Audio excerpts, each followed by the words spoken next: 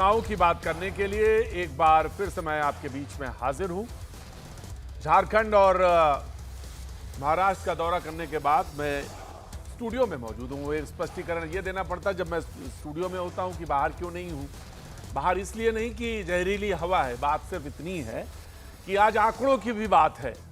तो exit poll आएंगे उनके, जो हम एग्जिट पोल जो है, महा एग्जिट पोल जो एवरेज है, तमाम सारे लोग जो दिखाएंगे उसका एक एवरेज आपको बताएंगे। लिहाजा स्टूडियो में आपके साथ मौजूद है। ये जो नीचे आप देख रहे हैं 000, ये 00 इसीलिए है कि लगभग 6:30 के पास मैं आपको इनमें कुछ गिनती जो भरती हुई नजर आएगी वो बताएंगे। हाँ, वैसे आप ये कह सकते हैं कि आपने हरियाणा के बाद साहस किया है, तो मैंने आपसे बताया कि मैंने एग्जिट पोल कभी नहीं दिखाया। बस ये जो महा एग्जिट पोल है वो हमने आपको पेश किया है, वो इस बार भी हम आपको दिखाएंगे। जो बाकी लोग दिखा रहे होंगे उसका एवरेज आपको करके कि आखिर कहां कौन किसको बढ़त है। बहरहाल चुनाव के मुद्दे पर लौटते हैं, बातचीत का सिलसिला जोड़ते हैं। चुनाव यूपी से लेकर महाराष्ट्र तक हो रहे हैं, झारखंड में हो रहे हैं चुनाव। महाराष्ट्र चुनाव पे बहुत सारी बातें कही जा रही हैं, क्योंकि कहा जा रहा है कि ये सिर्फ चुनाव भर नहीं है, ये चुनाव जो है अपने आप में बहुत कुछ कहेंगे। ये चुनाव पार्टियों को तय करेंगे, ये राजनीतिक कद तय करने वाले हैं। बहुत सारी बातें हैं, लेकिन खनक जो थी, मुद्दों की जो बात थी कि कटेंगे बटे से बात शुरू हुई, एक है सेफ तक बात पहुंची, उसके बाद कैश की बात आई, कैश के बाद कहीं कहीं बात गद्दार की भी कही गई, लेकिन बात अंत में आके रुकी और वो थी बिटकॉइन के खनक की। तो ये तमाम सारे मुद्दे थे, लेकिन क्या इस बीच में कोई और भी मुद्दा था, या उसको पकड़ पाए, या उसको कह पाए, या उसको कोशिश की गई? तो तमाम तरह की रीजंस में तमाम तरह की बातें थी। हाँ, झारखंड की बात कम हो रही है, क्योंकि क्यों नहीं हो रही है मुझे नहीं मालूम, लेकिन झारखंड का चुनाव भी बहुत बढ़िया चुनाव इस बार हुआ है और उसमें भी मुद्दे वही रहे। घुसपैठ का मुद्दा बहुत रहा, रोटी बेटी माटी का मुद्दा वहां पे उठा, घुसपैठ का मुद्दा बहुत तेजी से आया, रोजगार की भी बात हुई, तमाम तरह की बात झारखंड में थी। हमारे मेहमान जो हैं आज के वो जुड़ गए हैं। अनिरुद्ध जी को आप देख रहे हैं, बीजेपी के प्रवक्ता हमारे साथ मौजूद हैं, बहुत बहुत शुक्रिया। हमारे साथ दुष्यंत नागर जी दिख रहे हैं जो स्टूडियो में ही मौजूद हैं, बहुत बहुत शुक्रिया, thank you so much. Doctor Aziz Khan sahab Samajwadi party के प्रवक्ता दिखाई पड़ रहे हैं, कार में बैठे हुए हैं शायद, बहुत बहुत शुक्रिया, thank you so much. Sanjay Gupta ji Shiv Sena Uddhav के प्रवक्ता भी मौजूद हैं, उनका भी बहुत बहुत स्वागत है, बहुत बहुत शुक्रिया।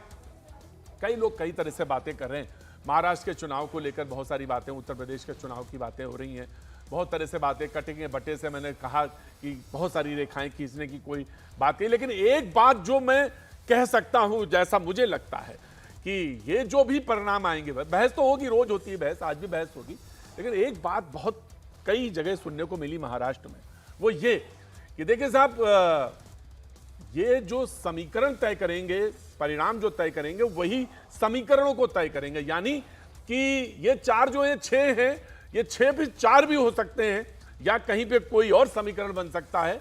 इसकी भी बहुत सारे लोगों ने संभावनाएं जताई हैं, कहा है कि घर वापसी या घर जैसी चीजें या समीकरण, पॉलिटिकल तमाम तरह की इक्वेशंस बनती हुई नजर आ सकती हैं। संजय गुप्ता जी मौजूद हैं।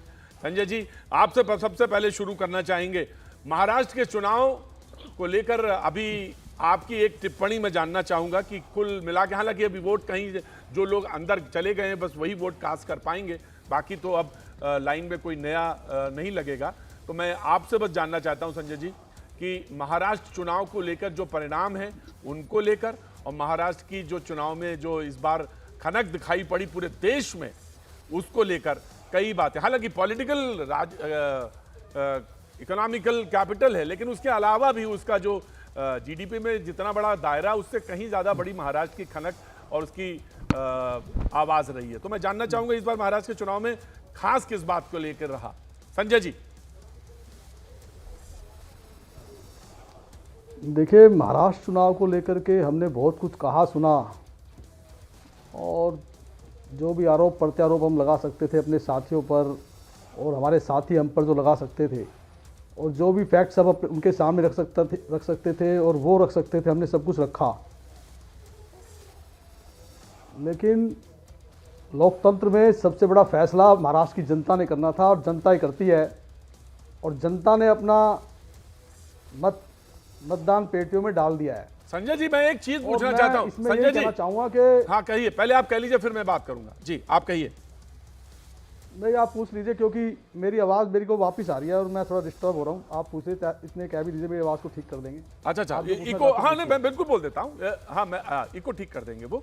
मैं ये कह रहा हूँ कि आप ये कह रहे हैं आरोप लगाए प्रत्यारोप लगाए, ये मतलब इसमें कोई सच्चाई भी थी? कहीं कोई सच्चाई नजर आ रही थी? आप कुछ अनकंफर्टेबल महसूस कर रहे थे क्या पोजीशनिंग को लेकर अपनी? दो जिससे पहले ठीक 5 साल पहले से और इस बार की पोजीशनिंग में थोड़ा सा कोई दिक्कत आ रही थी, इसलिए आप कह रहे हैं आरोप लगाए प्रत्यारोप लगाए, या अनकंफर्टेबल थे, या आपको लग रहा था ये चुनाव समीकरणों के दृष्टि से बहुत बेहतर नहीं हो रहे? जहां तक आपका सवाल है संजय गुप्ता। देखिए, इन 5 सालों में जिस तरह से हमारा गठबंधन बीजेपी से टूटा और फिर जिस तरह से शिवसेना से अलग हुई और जिस तरह से शरद पवार जी की पार्टी के साथ भी जो हुआ, इन सभी चीज़ों ने जनता के मन में भी एक द्वंद्व पैदा तो किया ही है। आज मैं इन बातों को कर सकता हूँ, आज से पहले मैं शायद ना करता, क्योंकि चुनाव हो चुका है और मतदान पेटियों में बंद हो चुका है, लेकिन आज मैं दिल की बात कर सकता हूँ। बिल्कुल करिए। तो जिस तरह से हमारी पार्टी में दो फाड़ हुआ, जिस तरह से हमारा 25 से 30 साल का पुराना गठबंधन टूटा, जिस तरह से पार्टियों को अलग नाम पे चुनाव लड़ना पड़ा, जिस तरह से जिनको हमने अपनी टिकट पर, जिनको हमने अपनी पार्टी पर नाम दिया, सम्मान दिया, ना सिर्फ बीजेपी को बल्कि हमारे जो साथी रहे उनको भी, उन्होंने जिस तरह से जो किया, जो भी कुछ हुआ, उन सब चीज़ों को देख करके जनता ने, महाराष्ट्र की जनता ने एक फैसला करना है और जो फैसला उन्होंने किया वो मतदान में कर दिया। ये जो चुनाव है, ये मेरे को लगता है कि आज से 30 साल तक जितने भी चुनाव हुए, ये उन चुनावों से सबसे अलग रहेगा और इसका रिजल्ट भी सबसे अलग रहेगा। तो देखिए, हर पॉलिटिकल पार्टी अपनी विचारधारा पर ही टिकी होती है। जिस तरह से संजय जी दिखाई नहीं देती, मगर जीवन उसी से होता है। संजय जी, अब तो भाषण का वक्त रहा भी नहीं और आप हम भी घूम के आ गए, आप भी अपना थोड़ा सा तसल्ली के साथ बैठेंगे 2-3 दिन। मैं तो ये जानना चाहता हूं कि चोट कहां लगी, दर्द कहां हुआ, परेशानी क्या थी? अब जब दिल की बात खोलनी है तो खुल के कहिए। अब उसमें क्या रह गया? अब तो हो गया जो होना था। तो वो कहते चोट कहां लगी हुई है वो जानना है लोगों को, दर्द क्या है ये जानना है लोगों को, परेशानी क्या है आपकी ये जानना है लोगों को। देखिए, हर चीज रिश्तों पर आधारित होती है। जिस तरह से हमारे साथी हमसे छूटे, चाहे वो कोई भी थे, उन रिश्तों पर ही मैं कहना चाहता हूं कि बहुत बार ऐसा होता है कि जब हम किसी के साथ दोस्ती में होते हैं, बड़े गहरे रिश्ते के अंदर, और कुछ दिनों तक साथ चलने के बाद फिर ऐसा होता है कि कोई मुद्दा ऐसा आता है जिसको समझाने में विफल हो जाते हैं और बड़े गहरे और पुराने रिश्ते टूट जाते हैं। और जब वो रिश्ते टूटते हैं तो दिल ये कहता है कि तू नहीं तो जिंदगी में और क्या रह जाएगा। लेकिन फिर कोई नया साथी आता है, तो नया साथी आता है, वो कहता है कि मैं हूं ना। हाँ। नया साथी आया, फिर उसने कहा कि मैं हूं ना। हाँ। तो हमने कहा ठीक है, कोई बात नहीं, अब काम चला लेंगे, तू नहीं तो कोई और सही। हाँ। सितारों से आगे जहां और भी हैं। बात मैं बस समझ गया, साथ चलते हैं। मैं बस समझ गया। मैंने कहा कि फिर कुछ दिन जब उसके साथ चलते हैं, रिजल्ट कुछ भी हो, डिबेट, आज की डिबेट कोई डिबेट नहीं है, सब लोग अपनी अपनी फील्ड के माहिर आदमी हैं, कोई डिबेट नहीं है। बस तो जानना यह है कि आखिर ये जो मैंने एक सेंटेंस कहा कि ये हो सकता है कि रिजल्ट के बाद बहुत कुछ चीजें बदल जाएं महाराष्ट्र में, इसके बारे में बहुत सारे लोग बात कर रहे हैं वहां पे, तरह तरह से बात कर रहे हैं, बहुत कुछ हो सकता है।